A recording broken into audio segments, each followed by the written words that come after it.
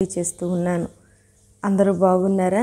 మీరందరూ కూడా క్షేమంగా ఉండాలని మా అనుదిన ప్రార్థనలో నిత్యము కూడా మేము జ్ఞాపకం చేసుకుంటున్నాము. సామెతల గ్రంథాన్ని మనము ధ్యానం చేస్తూ ఉన్నాము. ఈ దిన ధ్యానాంశముగా సామెతల గ్రంథము 15వ అధ్యాయాన్ని చదువుకుందాం. మృదువైన మాట క్రోధమును చల్లార్చును, నొప్పించు మాట కోపమును రేపును.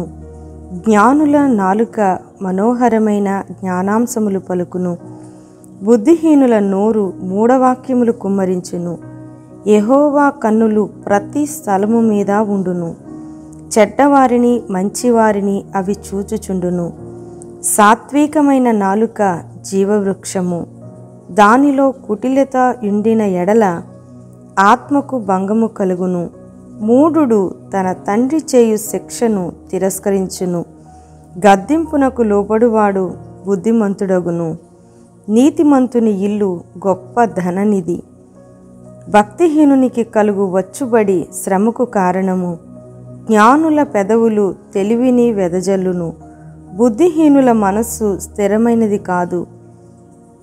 బుద్ధిహీనులు అర్పించు బలులు యెహోవాకు హేయములు, యథార్థవంతుల ప్రార్థన ఆయనకు ఆనందకరము. భక్తిహీనుల మార్గము యెహోవాకు హేయము, నీతిని అనుసరించు వానిని ఆయన ప్రేమించును. మార్గము విడిచిన వానికి కఠిన శిక్ష కలుగును, గద్దింపును ద్వేషించువారు మరణము నొందుదురు. పాతాళమును అగాధ కూపమును యెహోవాకు కనబడుచున్నవి. నరుల హృదయములు మరి తేటగా ఆయనకు కనబడును గదా. అపహాసకుడు తన్ను గద్దించు వారిని ప్రేమించడు, వాడు జ్ఞానుల యొద్దకు వెళ్ళడు.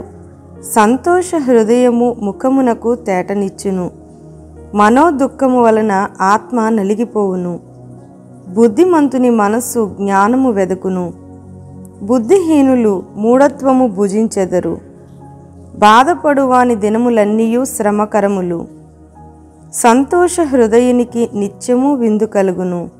నెమ్మది లేకుండా విస్తారమైన ధనముండుట కంటే యెహోవా యందలి భయభక్తులతో కూడా కొంచెము కలిగియుండుట మేలు.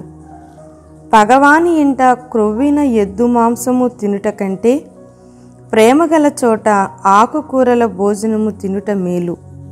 కోపోద్రికియగువాడు కలహము రేపును, దీర్ఘశాంతుడు వివాదము అణచివేయును. సోమరి మార్గము ముళ్ళ కంచె, యథార్థవంతుల త్రోవ రాజమార్గము. జ్ఞానము గల కుమారుడు తండ్రిని సంతోషపెట్టును, బుద్ధిహీనుడు తన తల్లిని తిరస్కరించును. బుద్ధి లేని వానికి మూఢత సంతోషకరము, వివేకము గలవాడు చక్కగా ప్రవర్తించును. ఆలోచన చెప్పువారు లేని చోట ఉద్దేశములు వ్యర్థమగును. ఆలోచన చెప్పువారు బహుమంది ఉన్న ఎడల ఉద్దేశములు దృఢపరచబడును. సరిగా ప్రత్యుత్తరమిచ్చిన వానికి దాని వలన సంతోషము పుట్టును. సమయోచితమైన మాట ఎంత మనోహరము. కిందనున్న పాతాళమును తప్పించుకొనవలెనని బుద్ధిమంతుడు పరమునకు పోవు జీవమార్గమున నడుచుకొనును. గర్విష్ఠుల ఇల్లు యెహోవా పెరికివేయును, విధవరాలి పొలిమేరను ఆయన స్థాపించును. దురాలోచనలు యెహోవాకు హేయములు, దయగల మాటలు ఆయన దృష్టికి పవిత్రములు. లోభి తన ఇంటి వారిని బాధపెట్టును, లంచము నసహించుకొనువాడు బ్రతుకును. నీతిమంతుని మనస్సు యుక్తమైన ప్రత్యుత్తరమిచ్చుటకు ప్రయత్నించును, భక్తిహీనుల నోరు చెడ్డ మాటలు కుమ్మరించును. భక్తిహీనులకు యెహోవా దూరస్థుడు, నీతిమంతుల ప్రార్థన ఆయన అంగీకరించును. కన్నుల ప్రకాశము చూచుట హృదయమునకు సంతోషకరము, మంచి సమాచారము ఎముకలకు పుష్టి ఇచ్చును. జీవార్థమైన ఉపదేశమును అంగీకరించువానికి జ్ఞానుల సహవాసము లభించును.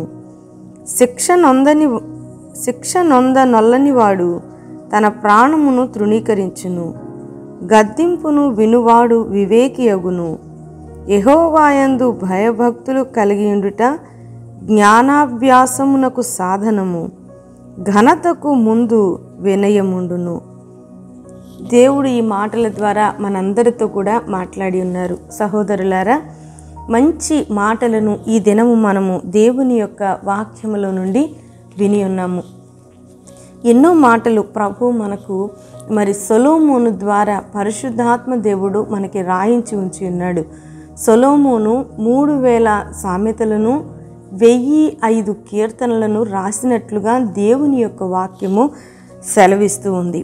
అంత మాత్రమే కాదు, కానీ దేవుడు మానవుని ఎంతగానో ప్రేమించాడు. మానవుడు ఎలా బ్రతకాలి అనేది చూపించటానికి చెప్పటానికి ఒక మంచి మార్గాన్ని ప్రభు మన ముందుకు తీసుకొని వచ్చి ఉన్నారు. సహోదరులారా, ఈ లోక సంబంధమైనటువంటి జ్ఞానాన్ని సంపాదించుకోవటానికి మనము విద్యాలయాలకు వెళుతూ ఉంటాము. రకరకాల మనుషులను ఎన్నుకొని వారి దగ్గర నుంచి మంచి అభ్యాసాన్ని తీసుకుంటాం. ఎందుకంటే లోక జ్ఞానమును సంపాదించుకోవటానికి. కానీ దైవికమైనటువంటి జ్ఞానాన్ని సంపాదించడానికి దేవుడు మనందరి కొరకు కూడా ఈ యొక్క పరిశుద్ధ గ్రంథాన్ని రాయించి ఉంచి ఉన్నారు. అందులో సామెతల గ్రంథము బహు విశేషమైనది. ఈ గ్రంథం అంతా కూడా దైవికమైన జ్ఞానాన్ని, మనుషుడు ఎలా నడుచుకోవాలో చెప్పటానికి ఈ గ్రంథము చాలా బాగా ఉపయోగపడుతూ ఉంది. నా సహోదరులారా, దేవుడు మనలను తయారు చేశాడు. భూమి మీదకి మనలను పంపించిన వాడు దేవుడే. ఒక వస్తువును తయారు చేసినటువంటి వాడు ఆ వస్తువుని ఎలా ఉపయోగిస్తే అది ఎక్కువ కాలం మన్నుతుంది అని తెలియటానికి మాన్యువల్ బుక్ని ఖచ్చితంగా ఆ వస్తువులో పెట్టి వారు మనకు అమ్మడం జరుగుతుంది. ఆ బుక్ను మనం చదువుకొని దాని ప్రకారంగా ఆ వస్తువులను మనం వాడినప్పుడు, ఉదాహరణకు సెల్ ఫోన్ కావచ్చు, లేకపోతే మనము ఇంట్లో ఉపయోగించేటువంటి వస్తువులు, ఫ్రిడ్జ్ కావచ్చు, ఇలా ఎలక్ట్రికల్ వస్తువులు కానీ ఏ వస్తువులైనా అందులో ఖచ్చితంగా మాన్యువల్ బుక్ అనేది ఉంటుంది. ఆ బుక్ ఎలాగైతే మనకు చెప్తుందో ఎలా వాడాలి, దాన్ని ఎలా అమర్చుకోవాలి, దాని విషయంలో ఎలా జాగ్రత్తలు తీసుకోవాలి అన్నీ ఆ బుక్లో రాయబడి ఉంటాయి. దానిని మనం చదువుకొని ఆ ప్రకారంగా వస్తువులను వాడుకున్నప్పుడు ఆ వస్తువులు చాలా కాలము మన చేతుల్లో మన్నడానికి అవకాశం ఉంటుంది. అంతేగాని మనం ఇష్టం వచ్చినట్లుగా దాన్ని ఆపరేట్ చేస్తే అది వెంటనే పాడైపోతుంది. అలాగనే దేవుడు మానవుడు భూమి మీదకి పంపించినప్పుడు అతడు మరణించేంత వరకు కూడా సుఖంతో సౌఖ్యంతో ఎలా ఉండాలి, తిరిగి ఆ ఆత్మను దేవుని చేతికి ఎలా పవిత్రంగా అప్పగించాలి, ఇవన్నీ కూడా తెలియటానికి మనకు పరిశుద్ధ గ్రంథాన్ని దేవుడిచ్చాడు. ఈ గ్రంథంలో చెప్పబడినట్లుగా దేవుని యొక్క ఆజ్ఞలు చెప్తున్నట్లుగా, దేవుని వాక్యము చెప్తున్నట్లుగా మనము నడిచినప్పుడు మన జీవితాలు ఆశీర్వాదకరంగా ఉంటాయి, మేలుకరంగా ఉంటాయి, అనేకులకు ఉపయోగకరంగా ఉంటాయి. మరి ముఖ్యంగా నిత్య నాశనాన్ని, నరకాన్ని, పాతాళాన్ని తప్పించుకొని పరలోకంలోనికి మనం చేరడానికి ఉపయోగపడతాయి. కాబట్టి దేవుని యొక్క వాక్యము చెప్పినట్లుగా మనము నడిచినప్పుడు మన జీవితాలు ఎంతైనా ఆశీర్వాదకరంగాను దీవెనకరంగాను ఉంటాయి. ఇందులో ఉన్నటువంటి ప్రతి వచనము కూడా మన జీవితాలకు ఎంతో ఉపయుక్తమైనటువంటి మాటలను తెలియచేస్తుంది. ఆఖరి మాట, ఘనతకు ముందు వినయం ఉంటుందంట. ఎవరైతే దేవుని మాటలను వినయముతో, విధేయతతో నేర్చుకోవటానికి తల ఉంచుతారో వారు ఘనతకు ఎక్కుతారు. వినయం లేకుండా ఏ మనిషి కూడా ఏది చేసినా అది వారికి ఏమాత్రం కూడా ఘనతను తీసుకుని రాదు. యెహోవా యందు భయభక్తులు కలిగి ఉండాలి. యెహోవా యందు భయభక్తులు కలిగి ఉండమంటే ఆయన యొక్క మాట వినగానే, లేకపోతే ఆయన సన్నిధికి రాగానే మనం ఏదో శారీరకంగా వణికిపోవటం కాదండి. ఆ మాట యొక్క అర్థం వణకడము, భయము అనగా ఏంటంటే దేవుని యొక్క వాక్యము మనకు చెప్పినట్లుగా మనం మన జీవితంలో జీవించి చూపించడమే యెహోవా యందు భయము. ఎన్నో మాటలను, ఎన్నో ఆజ్ఞలను ప్రభు మనకి తెలియచేస్తున్నారు. మరి ముఖ్యంగా సామెతల గ్రంథంలో అయితే చాలా మంచి సత్యాలను, మన జీవితానికి ఆశీర్వాదకరమైనటువంటి మాటలను ప్రభు రాయించి ఉంచి ఉన్నారు. కనుక నిశ్చయముగా సహోదరులారా, ఈ మాటలన్నీ కూడా మీ హృదయంలో భద్రపరుచుకొని మరి మీరందరూ కూడా ఆశీర్వాదకరంగా దీవెనకరంగా మీ జీవితాలను ఈ ఆజ్ఞలను అనుసరిస్తూ దేవుని యొక్క వాక్యాన్ని అనుసరిస్తూ మీ జీవితాలను ఆశీర్వాదము వైపు అడుగులు వేసేటట్లుగా జాగ్రత్తను తీసుకుంటారని నమ్ముతూ ఈ దినము ఈ మాటలను దేవుడు మన నాయన కృపా సత్య సంపూర్ణుడా నీ పరిశుద్ధమైనటువంటి పాదములకు వందనాలు స్తుతులు స్తోత్రాలు చెల్లిస్తున్నాం ప్రభువా.